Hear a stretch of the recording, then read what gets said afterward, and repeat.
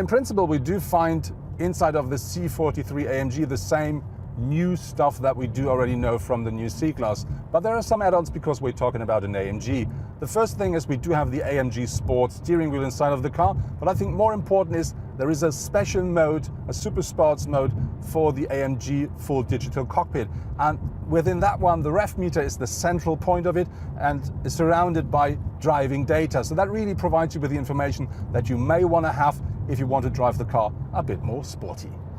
The V6 3-liter engine of the C43 AMG delivers 390 horsepower, which is, by the way, 23 more than with the predecessor, and on top of it, a maximum torque of up to 520 Newton meters. The extra power comes from a bigger turbocharger. That's the most important bit. That is combined with a 9-speed automatic gearbox, which now shifts even quicker than with the predecessor. And very important with this car is the power distribution, because we do have 69% to the rear axle and only 31% to the front axle. And that gives you that typical driving performance and driving style of an AMG.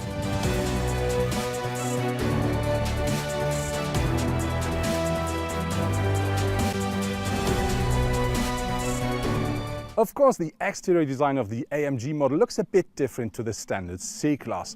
When you look at the front, you now find a new grille, which normally features only the V8 models, but this car is a V6. On top of this, we do have a different bumper, a lot more sporty, with a different spoiler and larger air intakes at the car as well. But the big change is at the rear of the car, because in the past we have had two big pipes, which were split in half, but now we do have two double pipes, which means four really nicely pipes at the rear, and that really makes the car stand on the road quite solidly.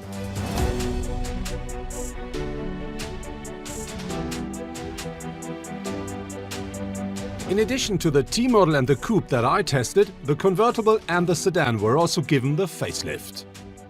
Of course, the AMG model offers different drive modes as the standard C-Class, but there is a bit of a difference in here, because when you change from, let's say, Comfort to Sport or to Sport Plus, you can really feel every single step. There is a big step inside of these different levels. And that doesn't only mean that you feel the steering is a bit more stiff or the suspension is a bit more stiff. You can really feel the whole car is changing its behavior, and this is something which I really like, because that car delivers you from comfort to super sport and extra crisp the whole range. AMG indicates the consumption of the C43 with 9.8 liters per 100 kilometers. Despite some fairly fast driving, our average fuel consumption was around 11.5 liters. One thing that I don't like so much with the AMG are the seats. No misunderstanding, I absolutely love the seat itself, because it gives you a lot of comfort and a lot of support on the other hand.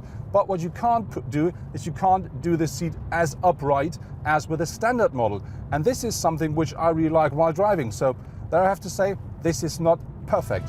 The 156 horsepower C-Class base model C180 costs just over 37,000 euros in Germany.